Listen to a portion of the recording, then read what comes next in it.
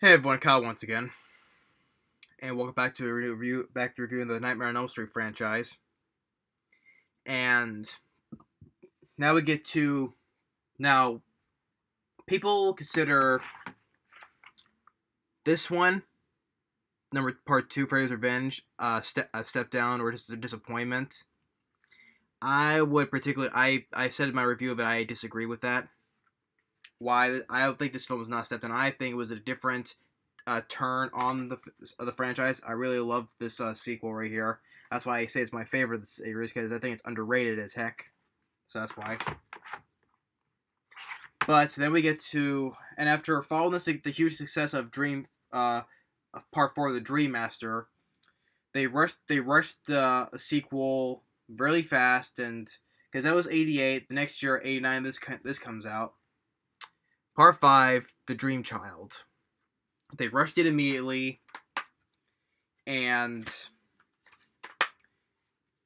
this has a 5.1 IMDb, and this has a 33% Rotten Tomatoes. It's higher than on Rotten Tomatoes. It's according to Rotten Tomatoes, it's higher than Part 2. I would disagree with that. I would give that a flip. Now, this to me, they say that Part 2 is a step down. Now, I believe this is a step down. This is Part 5. I would say, because everything has been good up to this one, and this one is the first one I would say it sucks. Sad to say, it does. I mean, I think at one point, that Robert Englund, I think at one point he said this was his least favorite in this series, of doing in the series, and if that is true, I don't blame him, because it is the weakest. Definitely. Well, excluding the 2010 remake on its own level, but as one was starring Freddy Krueger, this is, to me, definitely the weakest. And whether it's true or not, I would agree if Robert Englund did say that this is his least favorite in the series. Now, sadly though, this is directed by Stephen Hopkins. Now, according to reading on a little bit about this, that Stephen Hopkins, he was on a tight schedule. He had like 4 weeks to shoot on really on a tight schedule, and I guess the studio was impressed that how he got things done really quickly on a really tight schedule. They offered him the chance to do Predator 2, which came out the next year, 1990. Now, as bad as the sequel is, I'll have to admit, this bad sequel to Nightmare on Elm Street gave Stephen Hopkins the opportunity to do Predator 2, and I love Predator 2.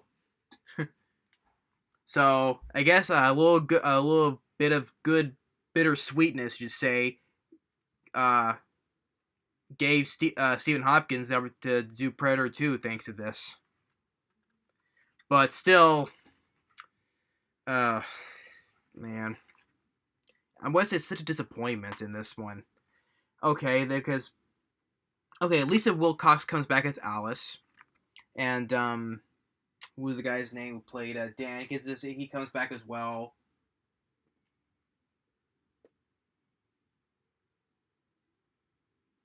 Danny Hassel who comes back as Dan, the same as the same guy who plays Alice's father.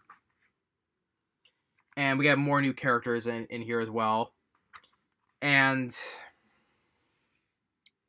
there's a lot of stuff that I think was unnecessary. I mean, okay, how it opens up like after you see as the credits are going, you have this love making scene. Then Alice is in the shower. She gets dragged into this in the insane asylum where Amanda Kruger was raped, and how Freddy Krueger was born. And you see, so the Freddy Krueger baby, it was just like really bad to look at. Yeah, it's a bad practical. It's a practical effect, but in this case, I'll say it's bad. I mean, I just hated the look of this Freddy baby. It was just really ugh.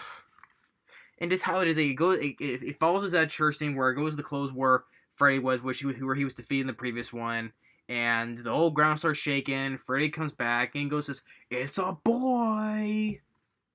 And that's another thing with the lines he says in this film is also a step down from the previous ones. I mean, he says that, and some other ones I think it was not funny. But he says that's the first one he says. It's a boy. Um, but it's then Alice and his other friends are graduating high school, and then they're having this they're wanting to have this pool party, and Alice, what was it?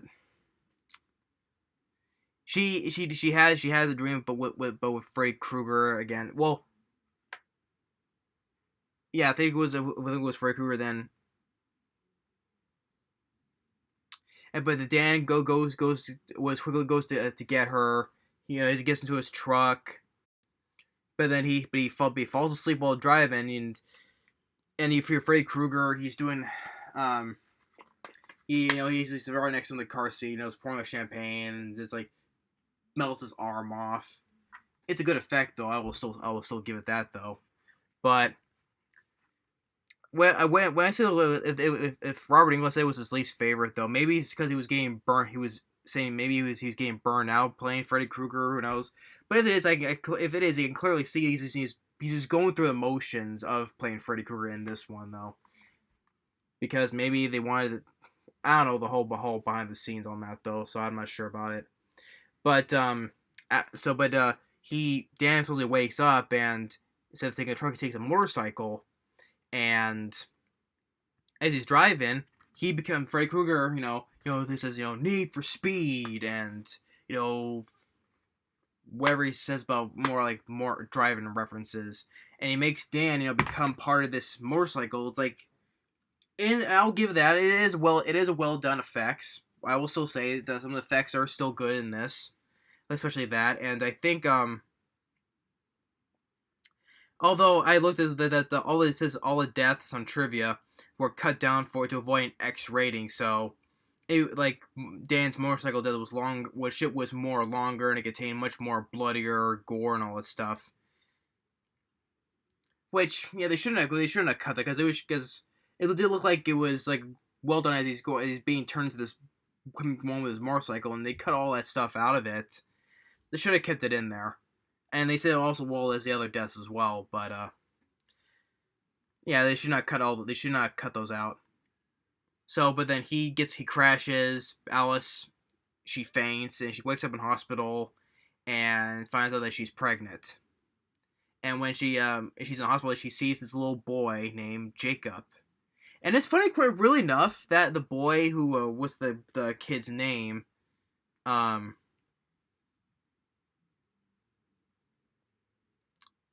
it's quite funny that the boy who plays Jacob, which I will say I think he didn't do that bad of a job acting wise. I think he was pretty decent. Whit Hertford, who plays Jacob. That's actually the kid in the beginning of Jurassic Park. Real funny enough.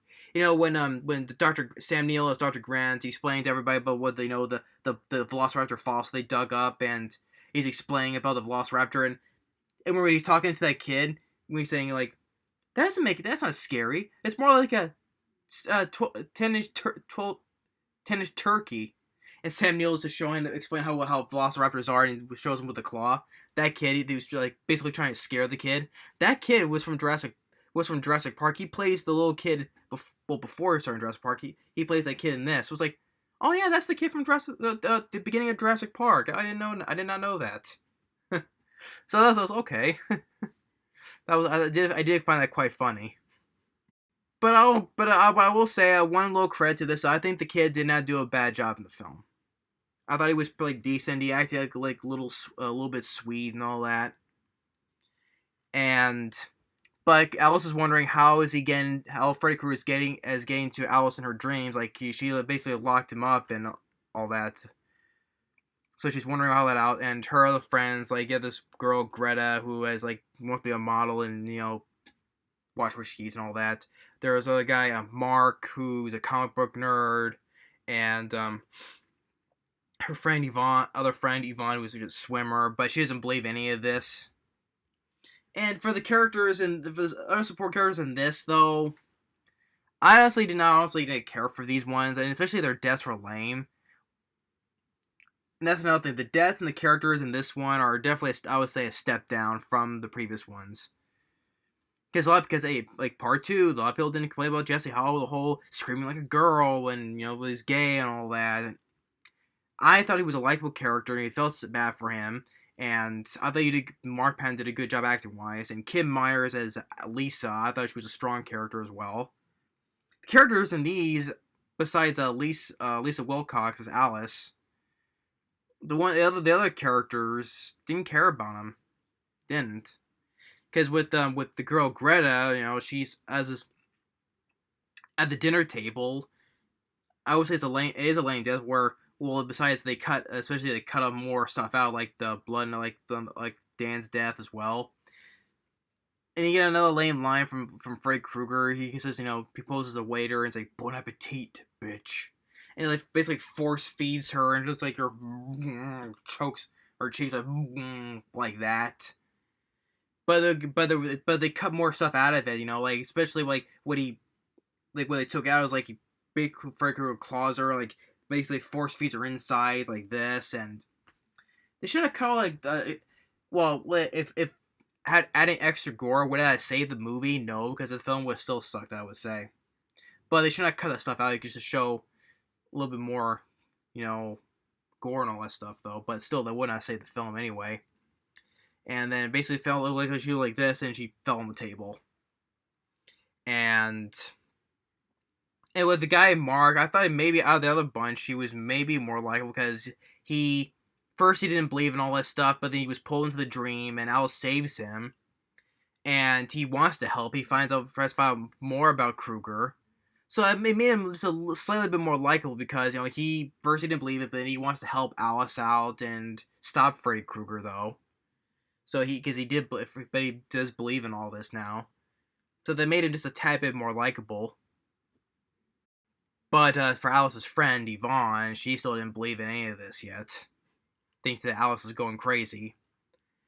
And one thing about what I mentioned about her father is that I like the way they did with the father. I will give another credit to this though, because in the previous one he was like more of a drunk and all that, but here he has sobered up, and for the part where Dan's parents they wanted to talk to Alice, saying that how in her present condition, that thinks that she will not have the ability to care for the baby, and they want to take the baby.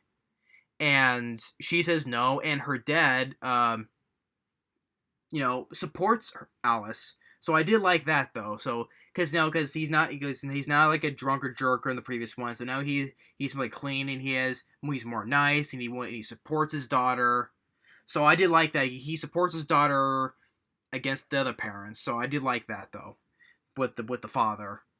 So I'll give another credit to that. So as for positives go, Lisa Wilcox, fine act. She is just fine acting wise, but on the flip side, she doesn't do much in this one. She doesn't though. But acting wise, she isn't. She's not that bad. She still does good. I did like what they did with the father character. He's instead of being drunk, he's now nicer and he's supportive to the daughter. The kid who played Jacob, I thought he was pretty decent. There are still some pretty decent practical effects besides the horrendous demon baby Freddy one. That was just ugh. Besides that one, but Dan's death with him becoming like the motorcycle, that was a well done effect as well. But there was also other stuff about along with the story that didn't make any sense at all because they bring Amanda Krueger back, the nun from Part 3, The Dream Warriors, where Dr. Gordon was talking to. Now, with the thing which at the beginning with she was talking with Alice like, "Oh, find me in the tower and free my soul to stop Krueger." Like, that's what they need to do to find stuff Freddy is free Amanda from her place where she killed herself. But I'm like, wait a minute. Part 3, the Dream Warriors, she was free running about outside the facilities, talking to Dr. Gordon. So does that mean was her soul free in the first place, or? That's the thing, because that's another. The biggest issue is the script in this one. They write in a lot of stuff that doesn't make any sense. Like Amanda Krueger, she was like in Part 3, she was like walking about, and like her soul was free, to talk to Dr. Gordon and all that. But now they pull this whole thing where, oh, her soul's trapped in this tower, and they need to free her to stop Freddy. That didn't make any sense. That doesn't make any sense at all. And with other stuff going on, let's see. And okay, the end of death of Mark, where he falls asleep. He pulls into this comic book world. It's black and white. He becomes like the superhero that he talked about, called like, what was it, the Midnight Prowler? It seemed like a lame. Especially the look of the superhero looked lame anyway. But he shoots Freddy, and you see him on a skateboard as well. Freddy on a skateboard. But he shoots Freddy, but then he comes Super Freddy. Which is actually the guy who plays Super Freddy. Is actually, I think it was Michael Bailey Smith. That's the same guy who go on to play Pluto in the 2006 Hills of Eyes remake. So yeah, the 2006 Hills of Eyes remake, which I love. Yeah, but that's the plays Super Freddy is Michael Bailey Smith, who played Pluto in that film. And of course he goes and plays a different mutant in the sequel, The Hills of Eyes 2. But okay. But then this is Mark's death. He becomes like paper, and his Freddy just slashes and just shreds him. So that's another lame death as well. So besides like maybe Dan's death though, the other two ones were lame. So the kills weren't overall that good besides Dan's death though, but the other two ones weren't. So, but except for like Yvonne, at first she didn't believe in it, but she gets pulled into the dream where she's supposed to jump in the swimming pool, but she jumps into this puddle, into this one part of the room, and Freddy Krueger, like Alice. She doesn't do much in this movie though, but she do a couple things. Like she takes this one of those things in the pool to clean the pool, take the junk out of it. She takes the other end of the pole, and it stabs right through Freddy's mouth. And they get away because Freddy's afraid of her mother. So she tells Yvonne to go to the tower, the asylum, to free Amanda's soul, which doesn't make any sense.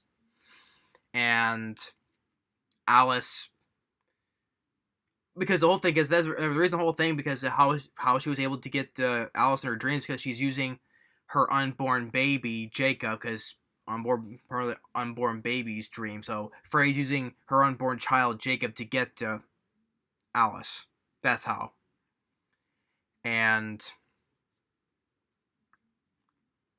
so there's also all in this the dream stuff, and like how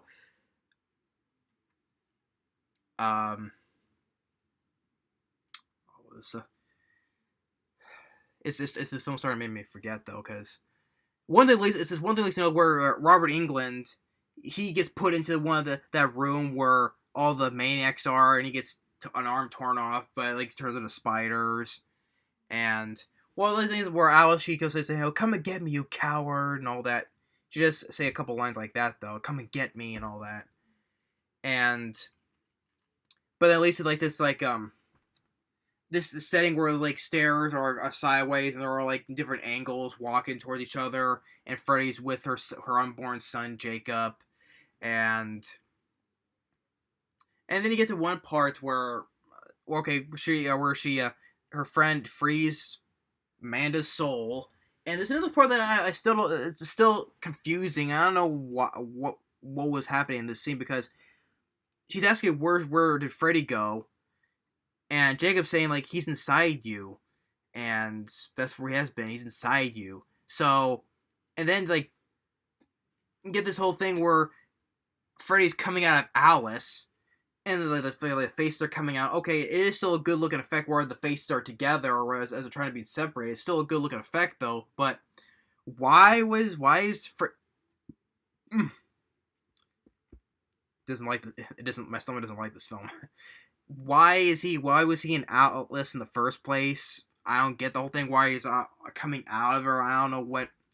It makes me scratch my head. What's going on with this scene here? So yeah, two things that doesn't make any sense. Like with the Amanda Kruger with her thing doesn't make any sense. And this scene right here where they say he's inside her, but why is he inside her and all that? As he's pulling herself out of her. I don't get it. But then Amanda, she's walking and tells Jacob, you have the power to stop him. And he goes to her. He goes up to him and says, "School's out, Kruger." And basically just how he gets rid of Kruger is how he pukes out. It's like, and then just pukes at Freddy, and that's it.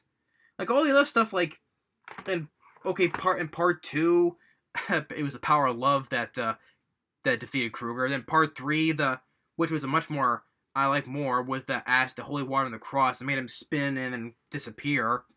And then the previous one, he just Alice made her see the evil, his own reflection of the evil, and made all the souls release, and that's how he disappeared. But here, he just gets puked on by the kid, and just makes the three souls that were captured, the three victims that were died, come out of his back and go towards Amanda. That's how he got defeated. That's a lame defeat for Freddy Krueger. I would say he gets puked on, and then the souls are released turns back into that horrendous looking baby.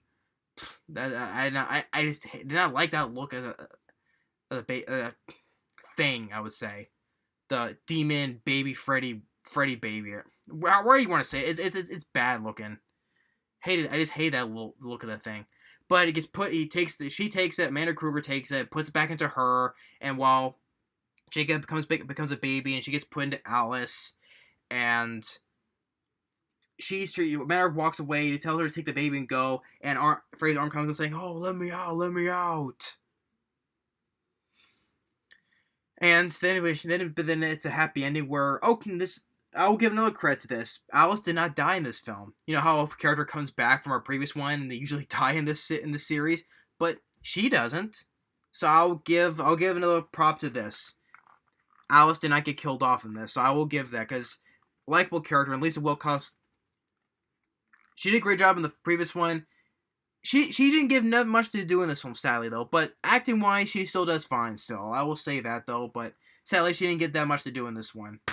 Besides, like, she stabbed Freddy in the mouth, and basically, that was it, I think.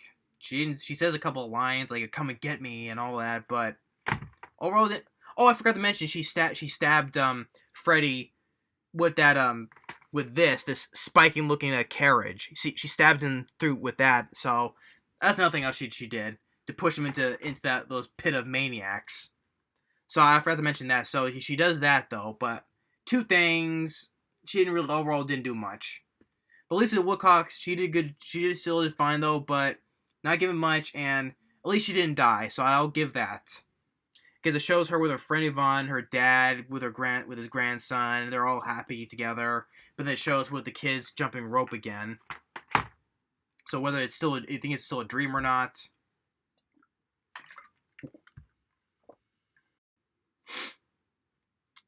Yeah, so this is definitely a step down from the film. I mean, I do like the whole idea that's of the premise of the film. I do like that, though, but this is not much. It gets taken much from it. So, although I do like the poster of the film, that's another cool looking poster. Because the artwork in the poster I do like, though, and on these posters.